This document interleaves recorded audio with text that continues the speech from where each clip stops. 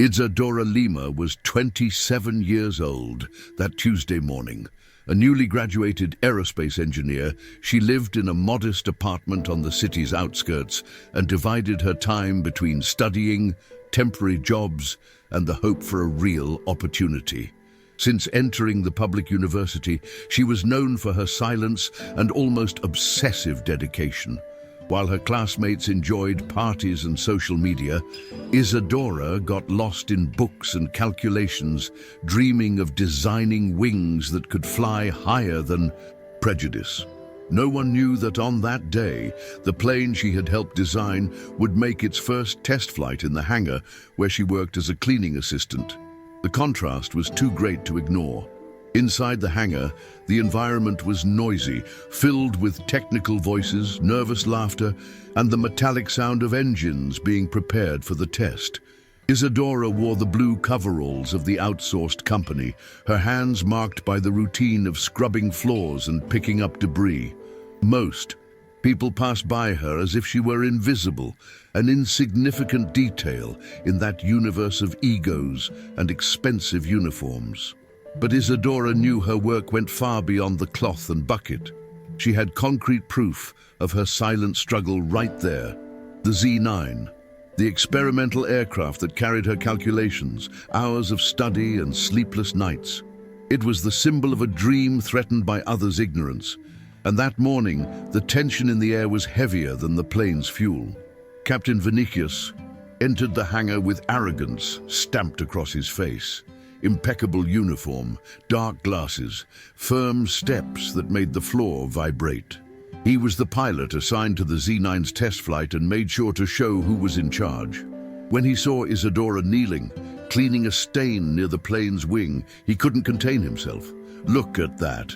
They brought a janitor to watch the tests now," he said loudly, his voice cutting through the air like the sound of engines. Some muffled laughs arose among the technicians, but no one dared to answer. Isadora remained still, eyes shining but chin firm.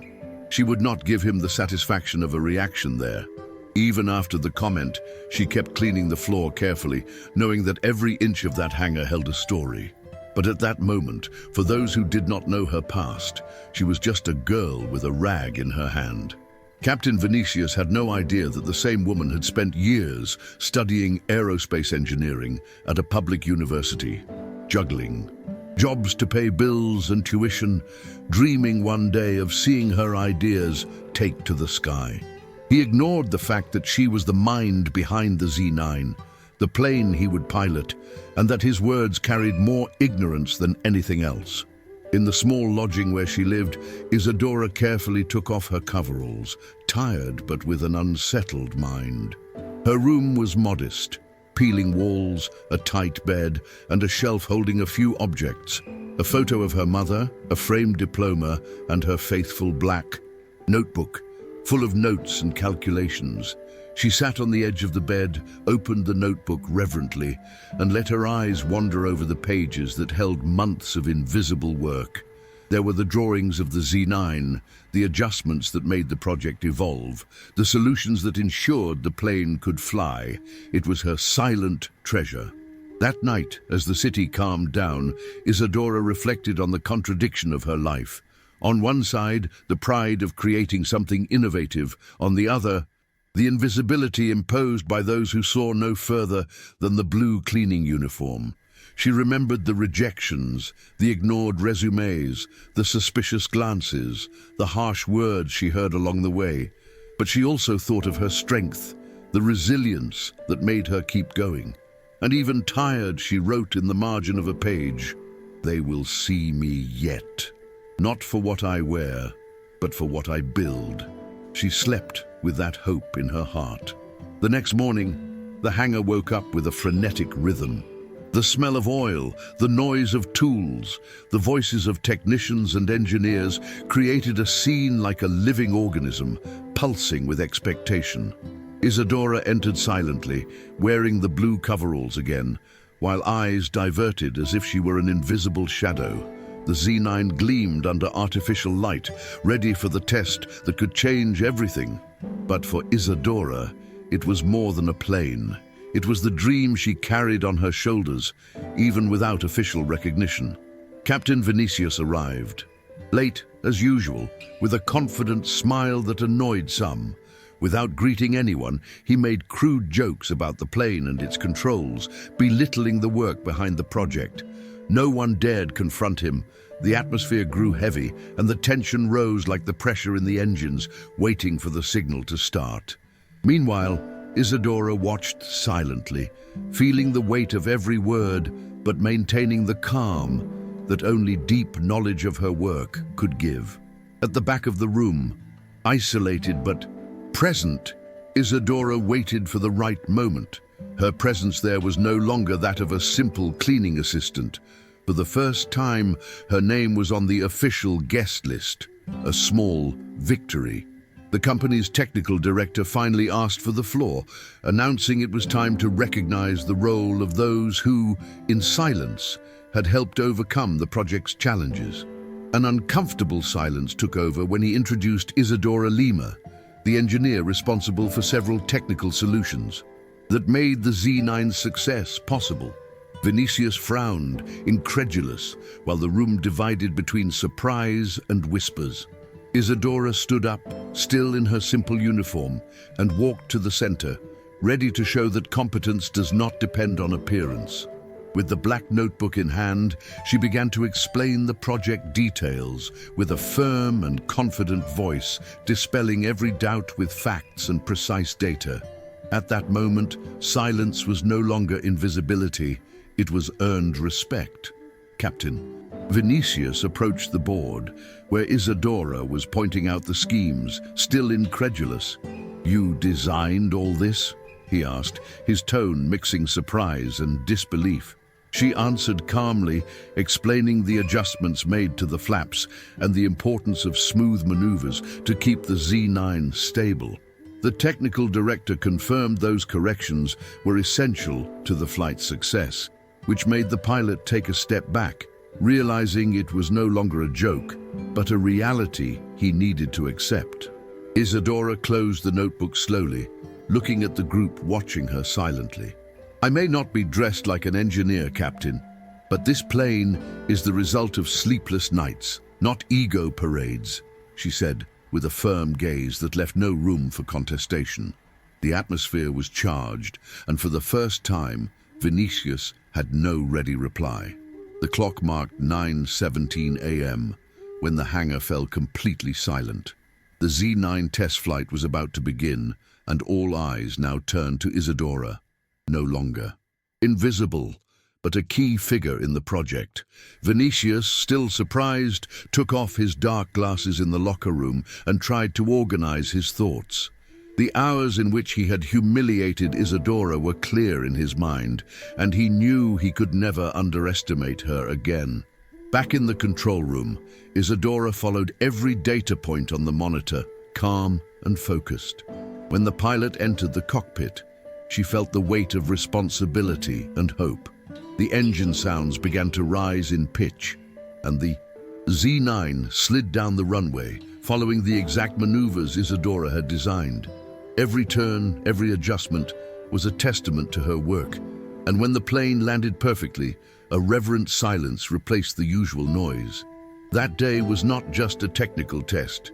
It was the silent victory of someone who always believed, even when no one saw. The flight's success changed the hangar's atmosphere almost instantly. The looks that once ignored Isadora became silent admiration, and greetings, once non-existent, began timidly. She still wore the simple blue uniform, but now carried something much greater, recognition for what she truly was. A talented engineer, the brilliant mind behind the Z9. Vinicius, who until then maintained an arrogant posture, was visibly uncomfortable. The humiliation he had caused now reflected in his eyes, a mix of respect and embarrassment. Isadora, however, didn't want a war, only fair recognition. Walking through the yard, her black notebook under her arm, seemed both a shield and a sword, a symbol of the silent battles she had fought. In Delta's meeting room, the technical director summoned the entire team for an official presentation. The tone was solemn, and there was a different energy in the air, as if something big had finally happened. Yesterday's flight was not just a technical success, it was a milestone for our company, he began as everyone listened attentively. Then he called Isadora to stand and receive the applause she deserved. Much of the innovation that made this possible came from her work, he said, with evident sincerity. Isadora kept her head down for a moment but accepted the honor with humility. She spoke little, thanked everyone, but made it clear that this victory was the result of a long, solitary path where few believed in her. The message was clear. Talent is not measured by uniform, but by what one does. Captain Vinicius remained silent, sitting at the back of the room after the tribute to Isadora. His wounded pride weighed heavily in his chest, a mixture of regret and shame he didn't know how to express. When the meeting ended, he approached her slowly, a gesture that seemed more like an attempt at redemption than mere formality. "Congratulations on the promotion," he said softly, almost hesitantly. Isadora looked at him without rushing to answer. "You don't have to apologize," she replied with the serenity that came from knowing her own worth. "I learned not to expect respect from those who don't know me." Vinicius swallowed hard, recognizing that his past words were unfair, but it was her attitude that really taught him a bigger lesson in that moment. A few days later, the atmosphere in the company was completely different. The respect for Isadora came not only from formal greetings, but from real changes in attitudes, conversations, and the way people sought her technical opinions. She still wore the simple uniform, not by imposition, but because her essence was there, focused on work, not appearances. However, this transformation showed that even starting from the bottom, it was possible to claim one's space and be recognized for real merits. The young apprentice who once saw her cleaning the hangar floor now sought her out to learn, a mirror of perseverance and talent. Isadora's lesson was clear. It doesn't matter where you start, but how far you are willing to go. Isadora did not let sudden fame carry her away. She continued arriving early, reviewing calculations, and working with the same silent dedication as before. For her, the blue coveralls of the outsourced company were just a detail that never defined her worth. What really mattered was confidence in her own abilities and passion for what she did. In the lab, among formulas, charts, and prototypes, she found her place in the world. She knew that flight was only the beginning and that many challenges would still come, but she was ready to face them. Her eyes, once downcast and cautious, now reflected a firm light, the light of someone who knows her own path and needs to prove nothing to anyone but herself. Day by day, Isadora became a technical reference within the company. Young engineers sought her opinion, and even the most experienced began to recognize her knowledge. Her voice, once muffled by prejudice and silence, was now clearly heard in meetings. But above all, she never forgot where she came from. In conversations with the apprentice who followed her, she said that success is not a leap, but a series of small steps taken with courage and patience. "It's not about being perfect, it's about continuing," she said. The humility and strength of that message inspired others and showed that true greatness lies in silent persistence, work done with love and self-respect. Over time, Isadora began participating in new projects within Delta, bringing innovation and care to every detail. She was a silent leader who did not need to impose authority. Her competence spoke for itself. In our meetings, her attentive gaze and precise questions revealed a mind always ahead, anticipating problems and proposing solutions. Even when unexpected challenges arose, Isadora faced them calmly and determinedly, a trait many came to deeply admire. For her, every project was a chance to learn and teach, to turn the dream of flying into something real and safe for everyone.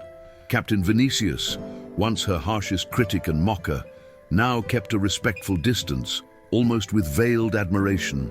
He had learned the hard way that underestimating someone based on appearance or position is a costly mistake. And although his pride was still great, He did not fail to acknowledge Isadora's talent. In some technical conversations, he discreetly sought her advice. The transformation of their relationship was not just about work. It was a lesson about respect and humility, about the capacity to grow and change even when the past weighs heavy. Isadora knew that the change in people's perception around her was not only because of her, but because of the example her work represented for other women in engineering and for all who had ever been invisible in their environments. She began receiving messages from young people who saw her as an inspiration, women fighting to find their space in male-dominated fields, professionals facing similar prejudices. For her, this was more important than any official recognition. Knowing her path could light the way for those in the dark. And so slowly, she built a legacy that was not only in airplanes, but in the lives she touched. One calm afternoon, after an intense day of tests at the hangar, Isadora received a visit from a young apprentice, eyes shining with curiosity and questions. She remembered her own story, the days she was barely noticed, the moments when exhaustion nearly made her give up. The girl asked, with a mix of admiration and doubt, "Engineer Isadora, is it true you started by cleaning the hangar floor?" Isadora smiled, not with vanity, but with tenderness and sincerity. "Yes, I started cleaning the floor, but I never stopped looking up.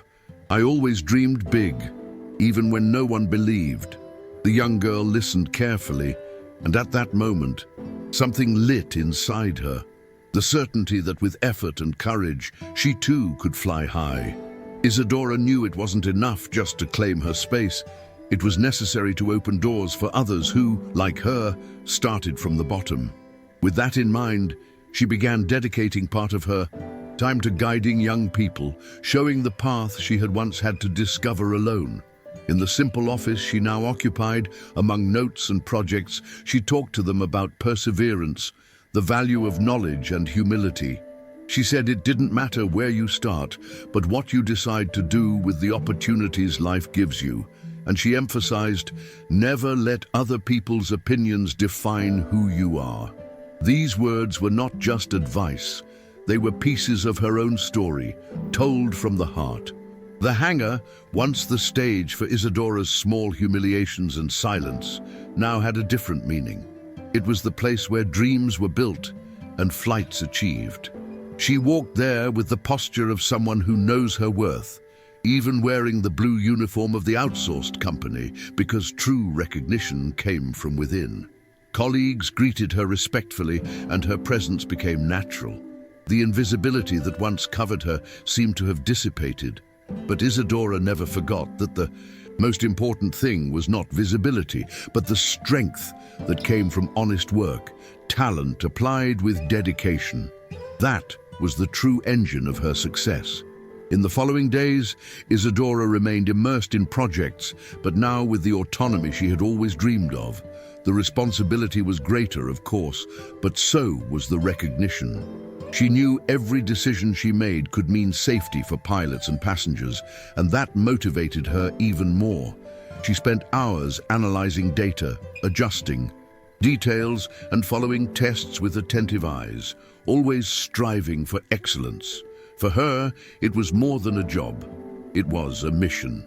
And even under pressure, she maintained the calm and clarity that had helped her overcome so many obstacles in the past. One morning, during a team meeting, the technical director made a point to highlight once again Isadora's role in the Z9 project. He spoke proudly about the improvements she had implemented and how her work had been essential for the success of the experimental flight. Public recognition was finally happening. Isadora listened with a mix of emotion and serenity. It was not just about personal glory, but justice. The validation of years of silent effort, sleepless nights, the time she heard, "You won't make it," and at that moment she felt it had all been worth it. Even with her rise and recognition, Isadora did not let success distance her from the reality of those who start from zero. She knew the path would be long for many. That Prejudice still existed, and the fight would continue for many others who remained invisible. For that reason, she kept simplicity in her way of being, respect for small daily victories, and a sincere desire to help those just starting out. She was often seen in the hangar talking to interns, sharing stories, and encouraging them never to give up. For her, true greatness was about transforming the environment and inspiring real change. One quiet afternoon, while watching the Z9 fly in the blue sky, Isadora received a message on her phone. It was from a young engineer who had joined the company a few months earlier. She thanked her for the example and said how Isadora's words helped her face difficult moments. Isadora smiled alone, feeling the silent yet powerful effect of her journey. It was proof that the wings she had built were not only for flying, but to lift others. And deep down, she knew this was just the beginning of a much bigger story. That day, Captain Vinicius showed up at Isadora's office for the first time since the historic flight. The atmosphere was filled with a strange mix: pride, shame, and newfound respect. He apologized sincerely for having underestimated not only her work, but her strength. He said he had learned an important lesson. Talent and competence are not measured by appearance or rank, but by dedication and knowledge. Isadora listened carefully, holding no grudges. After all, that conversation meant much more than a formal apology. It was the human recognition she had always hoped for, and perhaps deserved.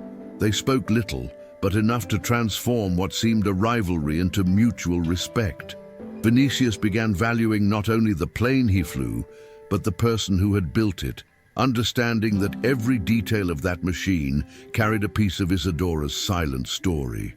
From then on, the hangar's environment changed. Not only the captain, but all colleagues started seeing her with new eyes, learning not to judge by appearances, but by true talent.